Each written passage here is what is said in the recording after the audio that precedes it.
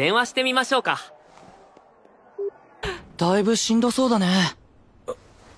で、昨日からこればっかですね。Halo geng, apa kabar kalian semua? Balik lagi di channel NonMTV. Kali ini, Mimin akan membahas alur cerita anime Windbreaker Season 2 Episode 4. Daripada menunggu lama, kita langsung saja ke ceritanya.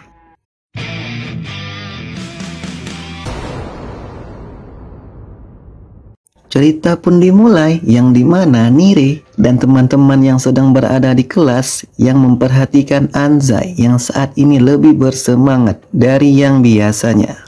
Dan seketika Anzai menanyakan kabarnya Sakura kepada Nire karena Sakura pada saat itu tidak masuk kelas. Dan Suo pun bingung kenapa Sakura tidak masuk, akan tetapi Taiga, Ryu beranggapan kalau Sakura masih tidur dan kecapean. Dan teman-temannya sangat mengkhawatirkan Sakura. Nire pun langsung menelponnya. Ketika Sakura angkat telepon, tidak lama kemudian langsung mematikan teleponnya. Yang lain pun heran kenapa Sakura mematikan teleponnya. Nire pun menjawab, Sakura sedang flu. Sakura-san, kaze hita mitai desu. Dan terdengar ia sedang kelelahan, dan teman-temannya kaget semua. Singkat cerita, Suo dan Nire langsung pergi mengunjungi rumah Sakura karena semua teman kelasnya khawatir padanya. Ketika sampai di depan rumah Sakura, Suo dan Nire kaget karena rumah Sakura seperti rumah kosong yang tak berpenghuni. Ketika Suo dan Nire masuk ke dalam, Suo pun menakut-nakuti Nire. Bagaimana kalau Sakura beneran flu dan tinggal sendirian? Nire pun berpikir Sakura bakalan mati sendirian dan Nire berteriak. Alhasil membangunkan Sakura dari tidurnya. Sakura pun kaget karena yang datang yaitu temannya sendiri, dan Sakura langsung melemah dan sedikit kesal.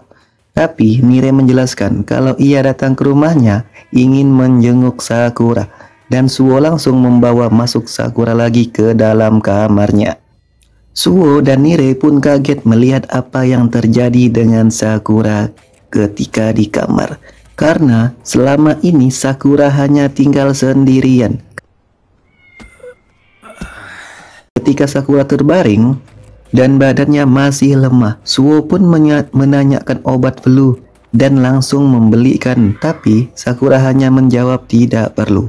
Dan Suo dan Nire heran apa yang terjadi dengan Sakura selama ini, dan memberikan titipan bingkisan dari teman-temannya yang sudah mengkhawatirkan Sakura. Dan Nire pun menawarkan kepada Sakura kalau ada apa-apa minta bantulah kepadanya. Akan tetapi Sakura menjawab tidak perlu karena tidur saja sudah cukup buat lebih baik. Suo pun paham dengan perkataan Sakura dan langsung mengajak Nire pulang. Ketika jalan pulang, Nire pun menanyakan kepada Suo apa yang ia khawatirkan kepada Sakura. Dan Suo menjawab tidak dan mengerti dengan Sakura yang saat ini pingin sendirian dan tidur. Hanya itu saja yang ia bisa lakukan. Dan Nire pun mengerti apa yang dimaksud Suo. Dan Nire menjelaskan bahwa kalau Nire di posisi Sakura, ia ingin teman-temannya tahu keberadaannya dan mengandalkan teman untuk menyelesaikan masalahnya yang dihadapi. Dan Nire juga ingin membantu Sakura di puncak. Kembali ke kamar Sakura yang dimana ia sedang kehausan dan mengambil botol minuman, dan ternyata airnya sudah habis. Akan tetapi ketika ia membuka bingkisan dari teman-temannya, Sakura pun membayangkan dirinya karena dari dulu ia hanya selalu sendiri dan melakukan apapun sendirian. Dan ketika masuk sekolah Furin, Sakura merasa berbeda sekali karena di Furin banyak teman-teman yang baik dan bisa membantunya. Secara tiba-tiba Kotoha masuk di dalam rumah Sakura dan mengagetkannya. Dan Kotoha langsung memberikan bubur hangat kepada Sakura. Dan Sakura pun langsung suka dengan bubur tersebut. Dan Kotoha tidak bisa membayangkan kalau ada orang yang tinggal sendirian di rumah kosong seperti ini. Kotoha pun senang karena Sakura masih nafsu untuk makan. Dan Kotoha mengejek Sakura karena ia suka dengan teman-temannya dan mulai khawatir. Dan sampai Sakura tak bisa menggerakkan badannya. Karena benar, Sakura pun menanyakan hal itu kepadanya. Kotoha pun menjawab karena Umemiya yang memberitahunya. Dan Kotoha pun berkata kepada Sakura untuk minta bantuan kepada orang terdekat. Singkat cerita, dan di kelas Renkaji kedatangan tamu. Ketika Kaji keluar, ternyata tamunya adalah Sakura. Dan Sakura ingin bercerita sedikit dengan Kaji. Dan Kaji langsung menjawab, apakah soal perkelahian kemarin? Sakura dan Kaji pun kaget melihat teman satu kelasnya menguping pembicaraan mereka berdua. Dan Kaji meminta Kusumi dan Enomoto untuk menahan teman satu kelasnya agar tidak mengikutinya lagi.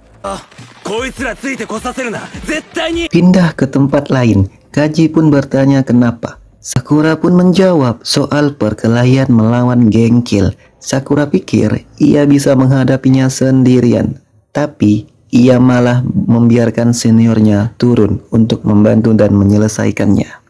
Dan Sakura bertanya lagi, kenapa Kaji bisa bergantung kepada orang lain dalam bagai hal. Sedangkan Sakura tidak bisa, dan kenapa Kaji bisa semudah itu percaya dengan teman-temannya.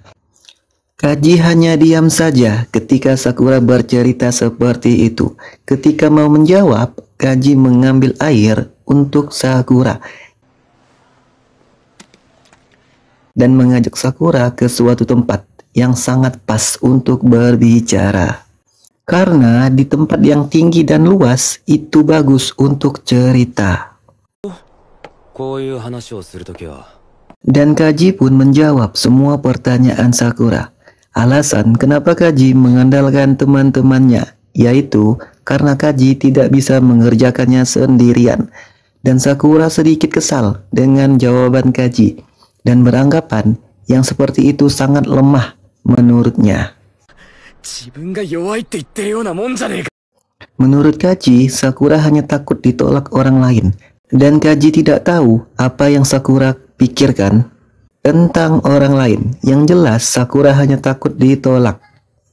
Kaji sudah menyadarinya dari dulu karena Sakura suka tiba-tiba kehilangan kesabaran. Kaji pun menjelaskan lagi, tak ada cara untuk mengetahui yang dipikirkan orang lain, bahkan temanmu. Mereka melihatmu lemah dan melihatmu takut dan kehilangan kesabaran. Tidak ada yang menolak. Dan Sakura hanya takut temannya menolak dia karena Kaji juga memahami perasaan itu. Karena itulah Kaji memberitahu Sakura dan mengatakan percayalah pada yang dilihatnya. Sakura-chan. Ketika Kaji banyak bicara, ia pun kaget oleh tepuk tangannya Umemiya. Dan ternyata dari tadi ia sudah menguping Sakura dan Kaji sedang berbicara. Karena Hiragi tidak nyaman, dia meminta Umemiya untuk berhenti berisik. Dan Hiragi meminta maaf kepada Kaji. Umemiya pun langsung memeluk Kaji dan berkata ia sudah mirip dengan Hiragi. Ketika Umemiya mau berbicara sesuatu, Umemiya langsung dipukul dengan Kaji dengan sangat keras hingga Umemiya melambung jauh dan terjatuh. Dan Umemiya memuji pukulan Kaji yang sangat bagus. Dan Umemiya menanyakan kepada Sakura bagaimana pendapatnya setelah mendengar cerita Kaji. Dan Umemiya langsung menjelaskan kepada Sakura karena Kaji melakukan hal keren dan tidak masuk akal, tapi tidak menakutkan. Karena di sini tempatnya orang baik saling mengandalkan dan memaafkan. dan dimaafkan, dan percayalah kepada Kaji. Dan satu teman kelasmu maju dan terbanglah Sakura Umemiya. Umemiya menyebut Hiragi senpai dan berterima kasih kepada Hiragi.